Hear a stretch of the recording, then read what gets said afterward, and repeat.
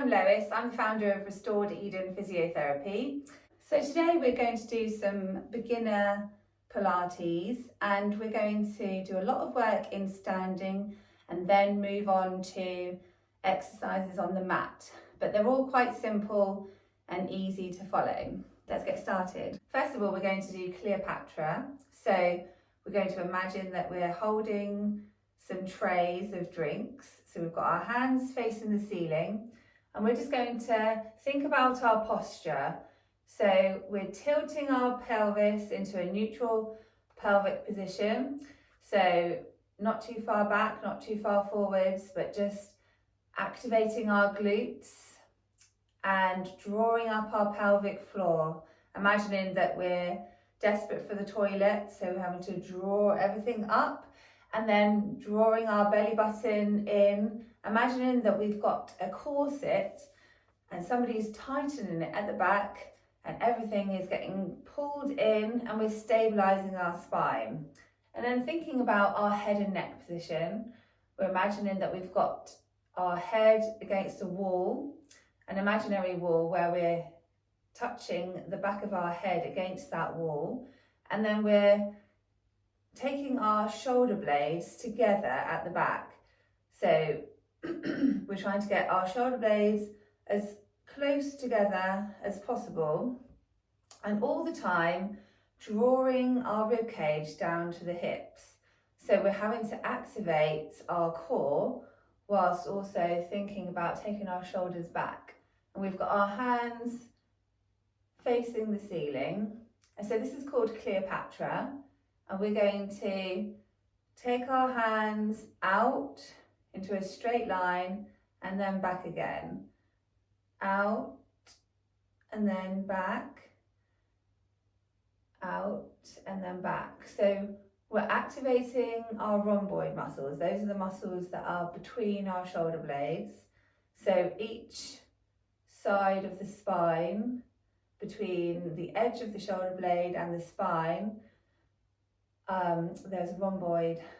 There are rhomboid muscles in between, and we're activating those whilst also thinking about our spinal position.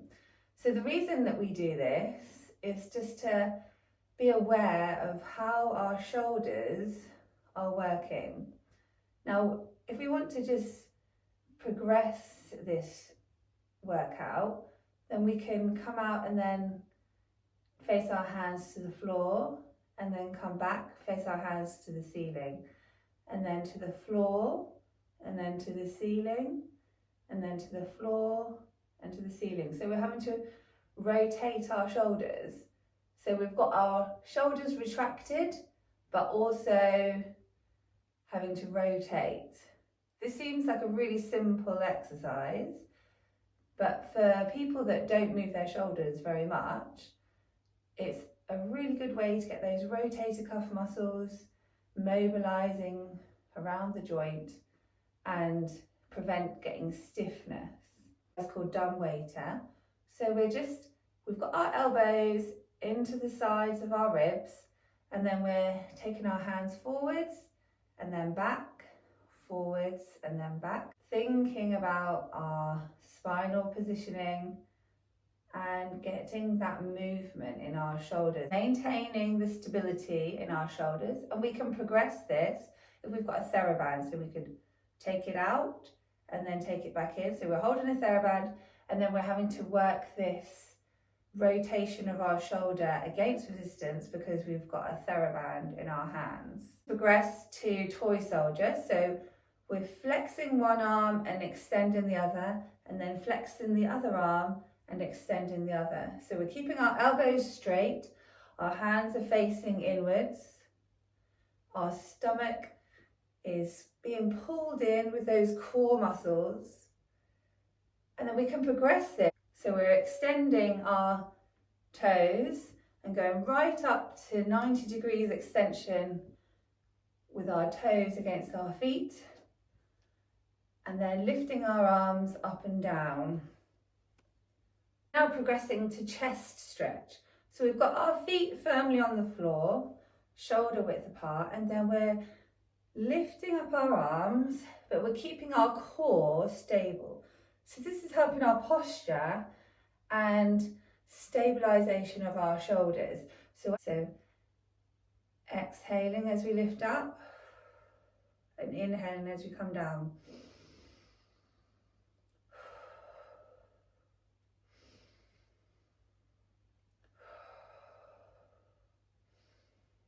So we're having to maintain the stability of our core as we lift our arms up. It's tempting to flare your rib cage out as you lift your arms up and down, but we need to try and maintain that stability and rib cage stretching down to and maintaining that tightness between our rib cage and our hips as we lift our arms up and down. So moving on to an upper back warm up, we're going to link our hands so that they're facing outwards, and then we're going to look at our hands and then take our hands all the way up and then all the way down. So we're following our hands with our eyes, and as we lift our arms up, we don't let our rib cage flare out, but we keep it nicely tucked in so that we're just maintaining that posture whilst we lift our arms up. This is really important for any exercise during the day, any activity that we might do, like painting a wall or cleaning a window or lifting a box onto a shelf. We want to be able to maintain the stability and the posture in our core whilst we lift our arms up and down. So moving on to corkscrew, we're going to put our hands behind our head and we're retracting our head and neck position, maintaining our core, and then lifting up and then back, up and then back, up and then back. So we're looking straight ahead, keeping our head and neck position as we mobilise our arms into flexion. So now we're going to do some upper body reaches. So we're reaching up with one arm and then the other arm. One arm and then the other. So maintaining that postural position, keeping a check on our pelvic floor, but we're just lifting and trying to reach for the ceiling and feeling that stretch down our trunk as we reach up on either side. So we're going to do Pilates roll down now. So we're going to slowly tuck our chin into our chest and then roll down one segment at a time, reaching for our toes all the way down and then rolling back up again.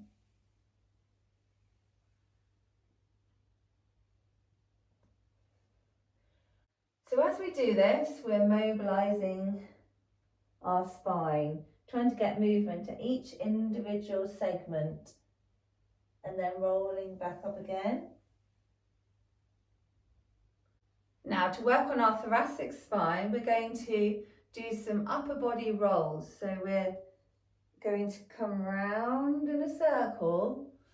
So we're bending at our thoracic spine, which is the bit of the spine below the neck and above the lower back. And we're trying to get as much movement in our thoracic spine as possible when we do this. So we're just leaning down on one side, coming round, leaning on the other side, and then standing up tall. Leaning down, circling round, and then coming up tall. And then changing direction, leaning down, circling round, and then coming up tall. Leaning down, circling round, and then up into extension. So we're just going to walk now on the spot. It's important that we can do some standing exercises where we're having to balance and take control in an upright position. It's good to do exercises on a mat, but we also need to have balance when we're in standing. And when we're walking along with our friend, or when we're walking along in the forest or on uneven surface, it's important that we can just maintain that stability and avoid falling over. So the exercises in standing are to help our posture and to just get our legs used to taking the weight and strengthening in an upright weight bearing position. So moving on to side plie with a stretch.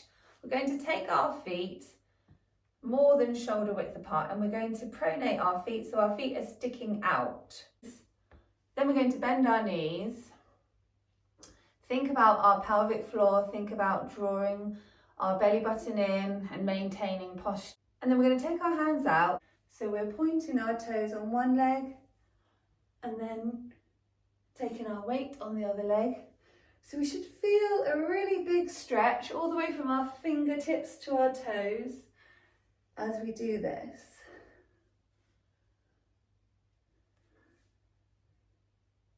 Thinking about our stability, thinking about our balance, thinking about pulling our shoulder blades together at the back as we stretch, pronating our feet, so making sure our feet are pointing out. This is mobilizing our hips, it's helping us with our posture, it's stretching our shoulders into full range of movement, and it's helping us with our quads and our glutes as we squat. Going on to our foot series, we're going to stand up, get 90 degrees with our hands, lift our arms up into 90 degrees shoulder flexion, and then come onto our tiptoes, so my heels are coming off, and then stand up straight, and then up onto my tiptoes, and then standing straight, up onto my tiptoes and standing straight. I'm just going to stand to the side so you can see what I'm doing. Coming up onto my tiptoes, and then standing up straight, my heels are down, and then bending my knees, tiptoes, and then down, tiptoes, and then down. This is really working our posture. This is working our balance and having to think about our balance while we're also thinking about keeping our belly button tucked in, our pelvic floor drawing up, thinking about our shoulder blades coming together. Takes a lot of concentration.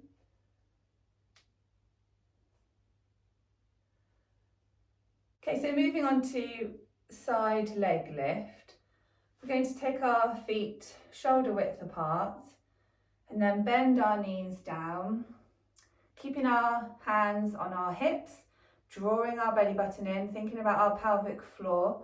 We're then going to lift one leg and then down into a squat, lift the other leg down into the squat, pointing our toes, keeping upright with our body. So we're working our glutes as we squat down, but we're also working gluteus medius and minimus as we take our leg out to the side. Thinking about our shoulder positioning and our head retracting. Thinking about our breathing.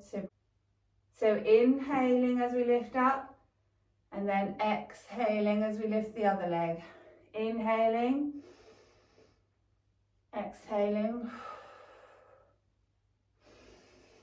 So we're going to do a spinal stretch now. So I've got my legs crossed, and if you've got a gym ball, like a big gym ball like this, then use that because you can use it to roll forwards and roll back. But I don't have a gym ball, so I'm just going to use a cushion. So I'm just going to place my cushion in front, and then that's going to just be a visual aid that I'm trying to reach forward. It's definitely better if you have a gym ball. So you can just imagine that you've got a gym ball to start with, and then we're going to roll forwards, and I'm aiming to get my hands past this cushion and then roll back. So we're trying to get movement at every single segment in our spine and mobilising our shoulders, reaching as far forwards as we can, and then back again, forwards, and then back, forwards, and then back. Feel that stretch in your back. And now we're going to take our legs apart. So we're stretching our hamstrings as well as stretching our back now. When you reach your toes, when people can't actually get their hands to their toes, it's not just to do with their hamstrings, it's also to do with how flexible their back is. So since we've done the other stretch, now we're going to reach forwards with our legs apart and then back again, and then reaching down and then back again. I like to then try and get everything around my hips moving as much as I can. So now I'm going to reach to one leg, trying to put my head on my knee and reach past my feet, and then coming back up again, and then the other leg. And then back again, and then into the middle. So just trying to reach past that cushion. You can move the cushion to as near or as far away as you feel is appropriate for you, but you're just trying to use an objective marker to make sure that you're going further than you were going before. So we'll go to the first leg. So we're trying to get our head on the floor whenever we can, and then the other leg. And then reaching past the cushion. So you can see that however far I went a minute ago, I'm going a lot further now that I'm warmed up. And then we can move the cushion really far away and then hold on to our feet and try and get our head on the floor. If you can't get your head on the floor, that's okay, but you just want to try and see, like, how many centimetres away from the floor are you? And then up again. Now we're going to stretch our groin. So putting our feet together and then taking our knees down to the floor. Trying to stretch all these adductor muscles, the muscles that take your leg in towards the midline. We want to stretch them as far as we can. Then we can also put our elbows on our knees and then use the strength in our arms to push our knees down. And then we can do a piriformis stretch. So we're lying back and then taking our leg up into our chest.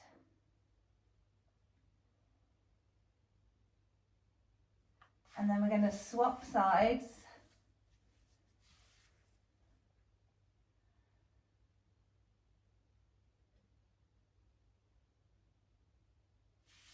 And then let's just take our knees back. So as we're in this position, we're just going to do some roll-ups to start with. So we're going to start with half roll-ups. So we're taking our chin into our chest and then back again. So this is separating all the vertebrae in our neck.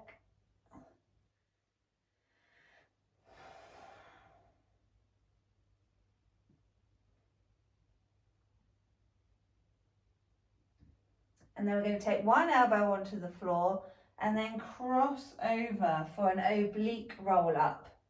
So this is stretching our levator scapula. So this isn't really working any abdominal muscles, it's just for the benefit of separating all of the vertebrae in our neck and getting movement where there wasn't any movement. Even if you do a lot of exercise, your neck can get very stiff, and it's a nice stretch to just get all those muscles around your neck to elongate. We're just going to lie down and then we're going to do a full roll up. We're going to do that 20 times. So we're just going to tuck our chin into our chest and then rock all up all the way and then down again. Roll up all the way and then down again.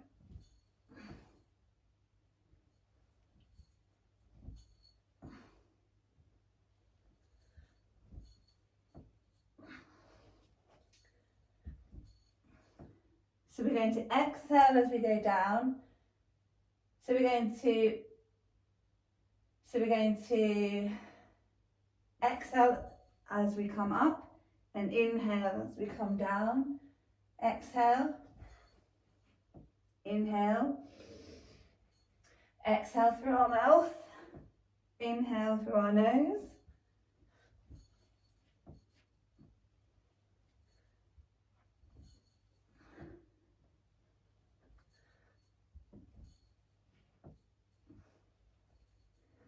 So crossing our legs, we're going to take our arms out and we're going to do mermaid in sitting.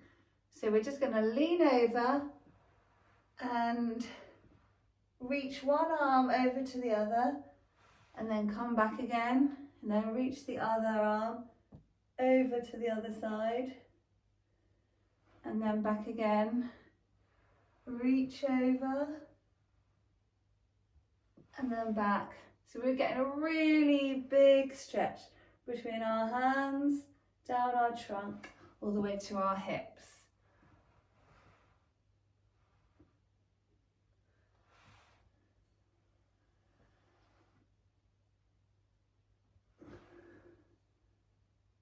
To do seal now. So we've got our feet together, but our knees are apart. This is similar to doing rolling like a ball, which you might have seen me do in a different video, but this time our knees are apart, and then we're going to roll back and then roll forwards. So we're getting mobility in our spine, but also stretching our hips out because our knees are apart.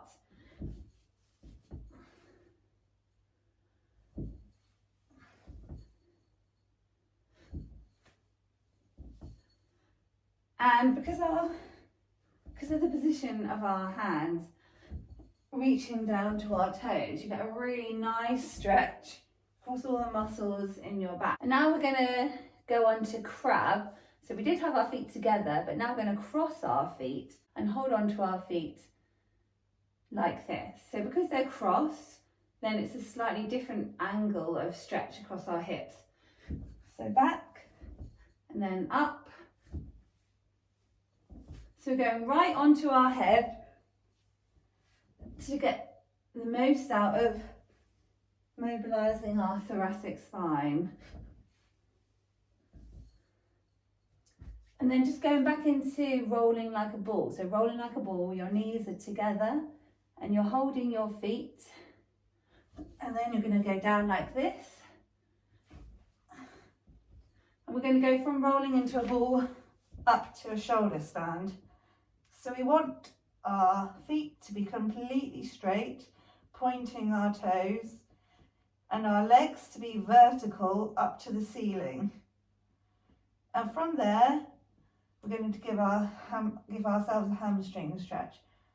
So maintaining a vertical position of our legs, and then taking one leg down to the floor behind us, and then the other leg.